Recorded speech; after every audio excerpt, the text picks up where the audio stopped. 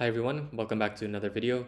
So my name is Lewis and today I'm gonna bring to you a game played between Alexandra Kosteniuk versus Irina Krush, played yesterday in the FIDE Online Olympiad 2021.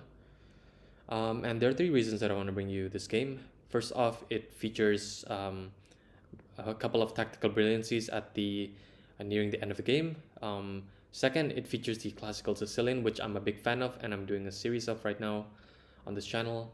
And lastly, maybe there are a couple of improvements to the game that I want to bring your attention to when you're approaching the Rh3 Rg8 on the specific sideline that is quite rare, but you may face in your own games.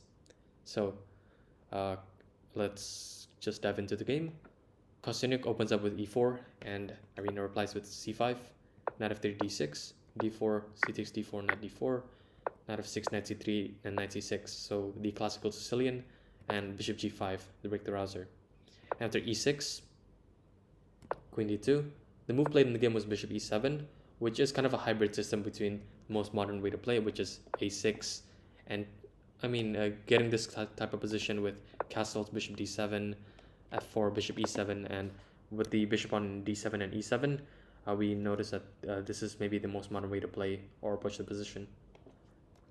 But this bishop e7 move, there's nothing wrong with it. And after castles, Irina played a6 here.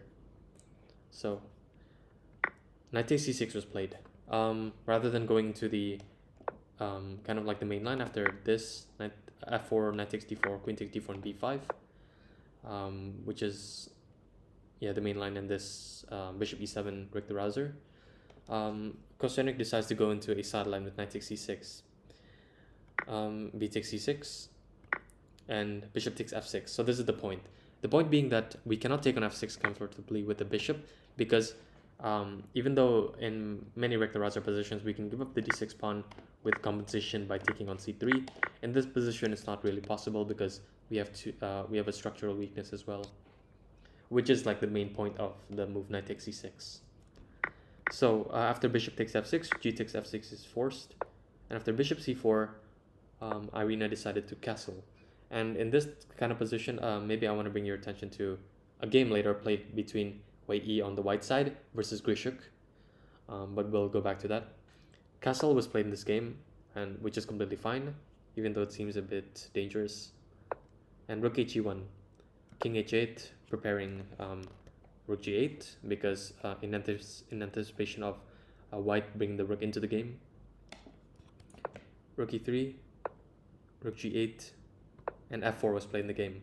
So the engine recommends rook g3 here, but this really isn't in the nature of the position to trade rooks because I mean the rook seems like way better at attacking rather than just trading off with no apparent purpose.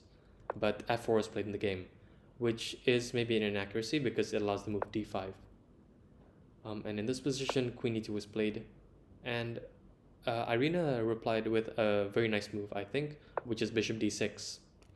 The engine also recommends another way of playing, which is queen b6, but it gets into a lot of complications, which understandably Irina didn't go into. After e takes d5, c takes d5, bishop takes d5, noting that we can't take here because knight takes d5 and our bishop and queen are being attacked, and we're just losing here. So after bishop takes d5, we play an intermezzo with bishop c5, and we can eventually trade off everything like this in this manner, and then take on f4, restoring material equality with the bishop pair. And I think that it's definitely more pleasant to play with the black pieces because of the bishop pair, and black king isn't exactly in any danger. So but I also like this move, bishop d6 by Irina, and after e5, maybe this is an accurate decision by Irina to play f takes e5. Maybe there were some ideas of opening up the control, decreasing white's control over the g5 square, so allowing like queen g5 check, which was played eventually in the game, but it maybe was the wrong decision. Maybe a better move was bishop e7, saying that if you take on f6, then bishop takes f6, and this structure is very solid, and we have an additional defender to the black king. And even though we have this problem of the c8 bishop, I mean, it's at least our position is very solid here. Irina didn't go into that and played f takes e5. After f takes e5, bishop c5 is played. So this maybe seems natural, but one of the main downsides of this move is that the bishop is very vulnerable on c5. And so if knight e4 comes, it may hit the bishop.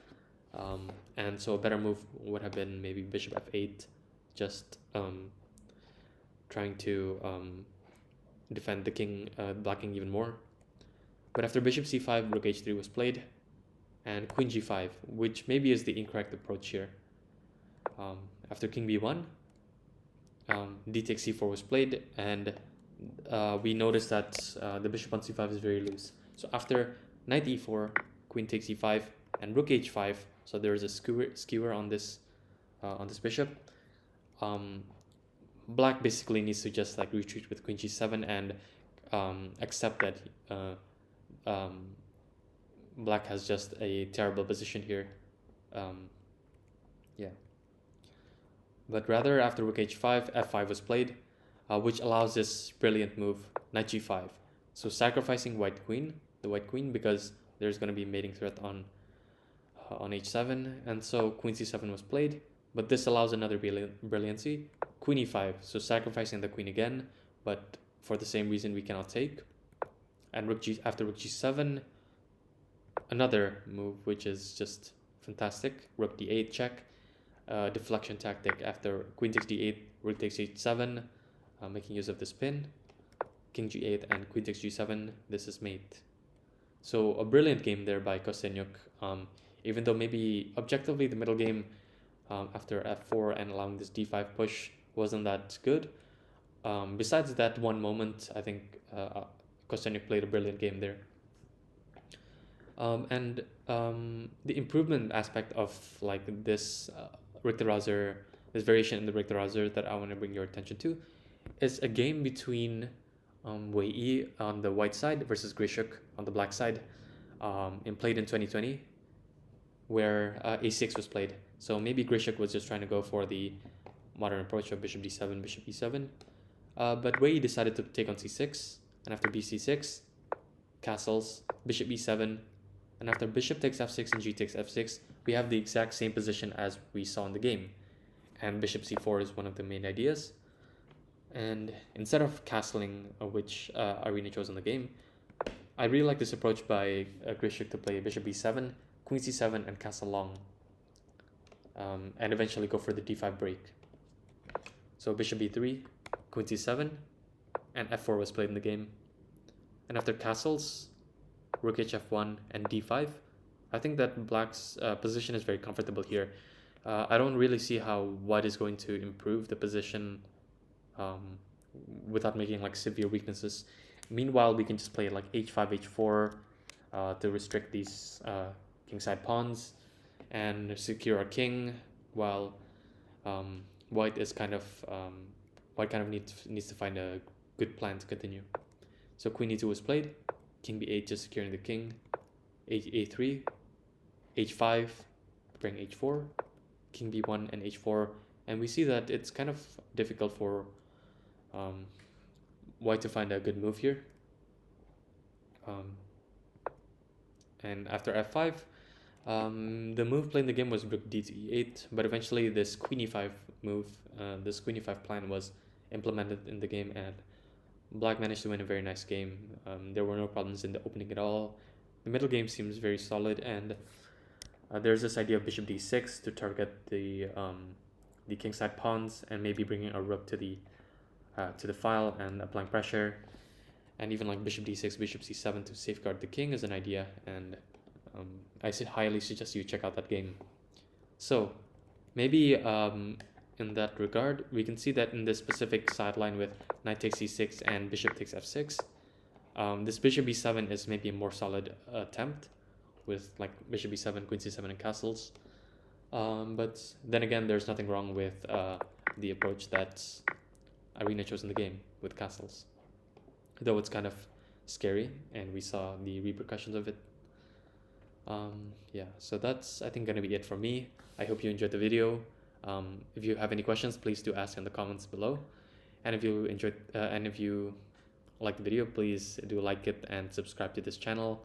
I'll be uploading more videos soon, and stay safe and have fun playing chess, everyone. Bye bye.